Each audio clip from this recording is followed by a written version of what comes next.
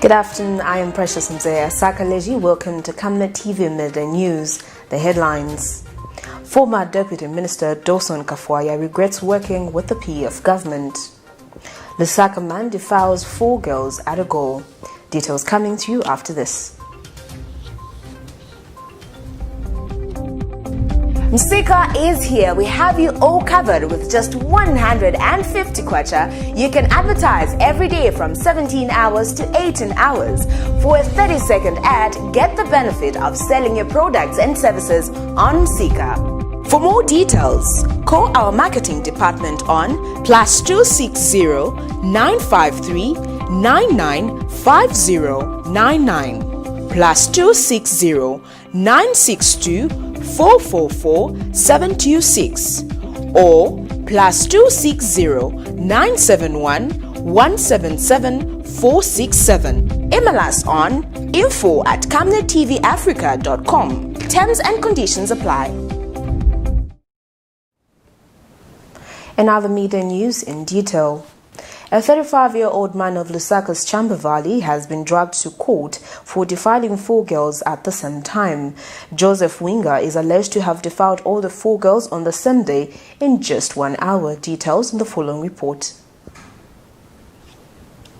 The continued rise in defilement cases in Zambia remains to question the effectiveness of some projects being implemented to address the problem. Despite the harsh punishment set by the law, the number of perpetrators of this abuse keep rising.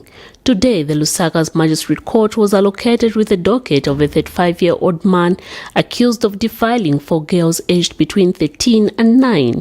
Joseph Winger is charged with 4 counts of defilement.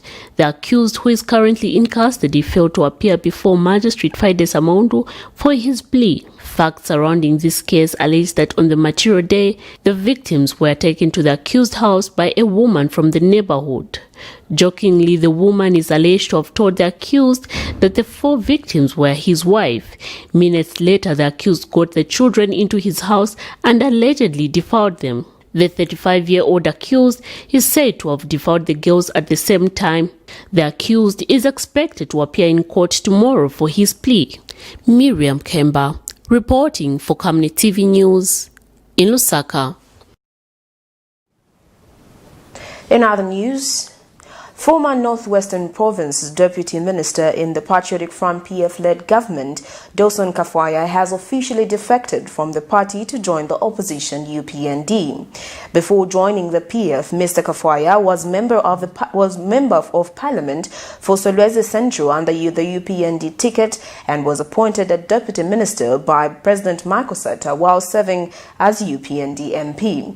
Mr. KAFWAYA in 2016 contested on the PF ticket and lost to the incumbent MP Stanford Mulusa with a huge margin.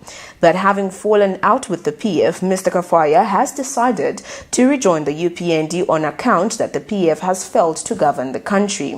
Mr. KAFWAYA also took time to talk about the pending privatization inquiry, saying it has no consequential value on the country's economic trajectory. He was received back in the party by the Northwestern Province UPND Chairman Colonel Katambi. We'll follow what our party is going to tell us and what they will tell us to do so that we can work together to form government in 2021. To the President, I know the PF government, they know that Mr. Hakainde Hichilema is winning 2021.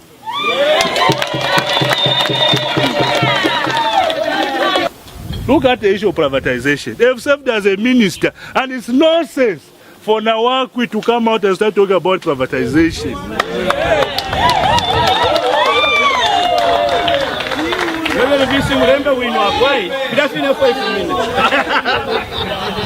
When I served here as provincial minister, there were decisions I was making, whether they were wrong, they were correct, which my juniors were making.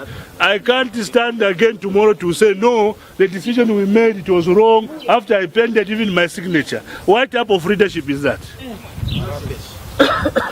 What they are trying to do, they want to delay President Hakainde so that every day is answering to them. PF government don't have a message. Don't have a message for the people of Zambia. Privatization was generally done. It was a collective agreement, by the cabinet then.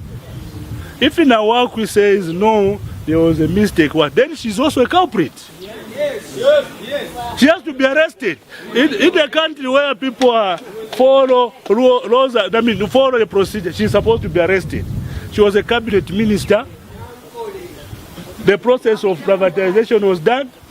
After all, you see, when you look at Hakainde has never served in government.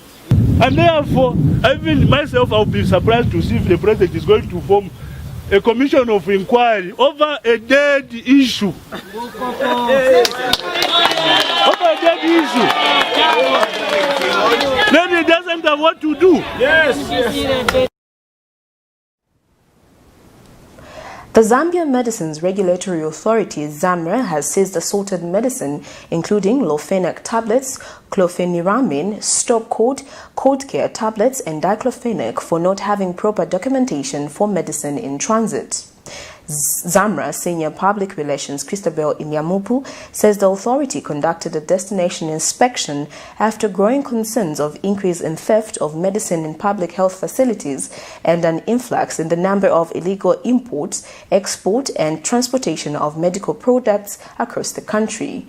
Mrs. Inyamupu says the destination inspection of pharmaceutical products in transit were done at KAFWAYA Breeze checkpoint in KAFWAYA, LUSAKA province in conjunction with officers from the Zambia Police Service.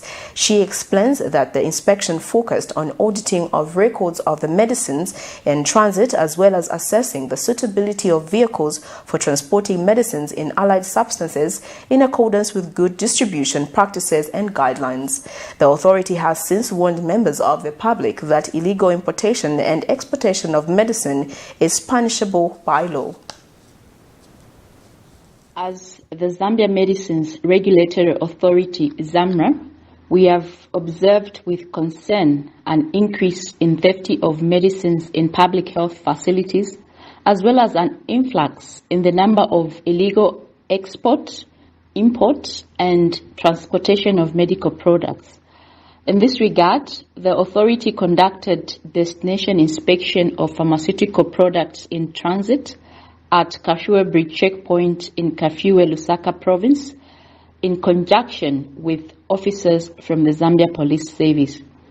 And so the inspection focused on auditing of records of the medicines in transit, as well as assessing the suitability of vehicles for transporting medicines and allied substances in accordance with good distribution practices guidelines.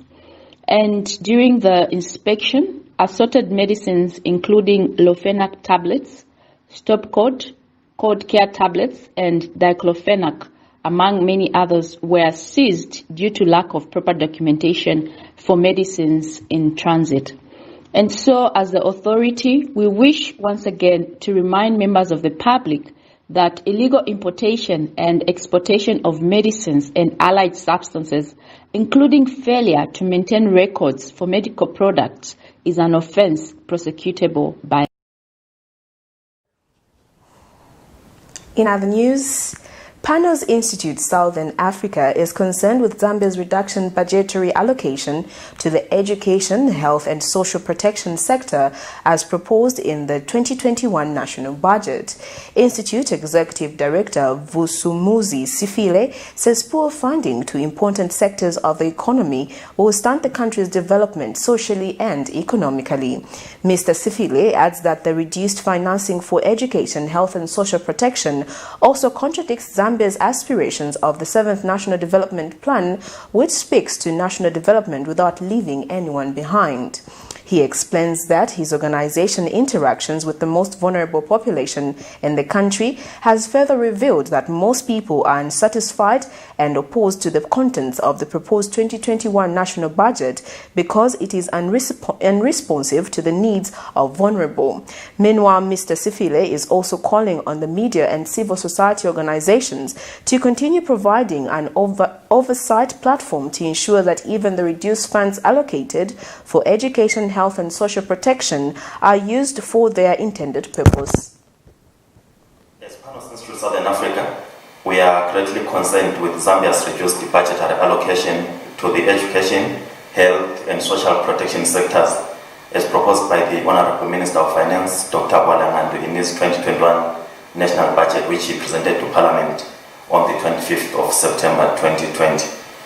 We are greatly concerned because for the last 5 years, funding to education, health and social protection has been constantly declining.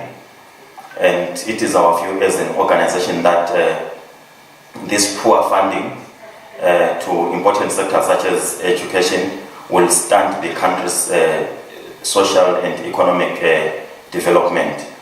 We therefore encourage members of Parliament, as they debate the budget speech, to lobby or to influence the putting in place of measures to ensure that the limited funds that have been put in place are used for what they have been budgeted for. Because already we feel that the budget allocation is small, and small as it is, we've seen previously that in some cases there may be lack of accountability or other gaps in the implementation, which may result in the budget not being used for what it has been budgeted for. We also encourage the media, civil society organizations and other stakeholders who provide platforms through which citizens can express themselves to continue providing oversight. That news item brings us to the end of Camnet TV Midday News, but before we go, the headlines once again. Former Deputy Minister DAWSON KAFWAYA regrets working with the PF government. LUSAKA man defiles 4 girls at Togo. Well, that is all. Thank you for joining me. Make a date with us this evening on our Men Bulletin desk at 19:30 on Camnet TV. Not forgetting, connect with us on social media: Facebook, Camnet TV, Instagram, Camnet TV Africa. I am Precious Mzeya Sakaleji. Thank you for joining me. Good afternoon.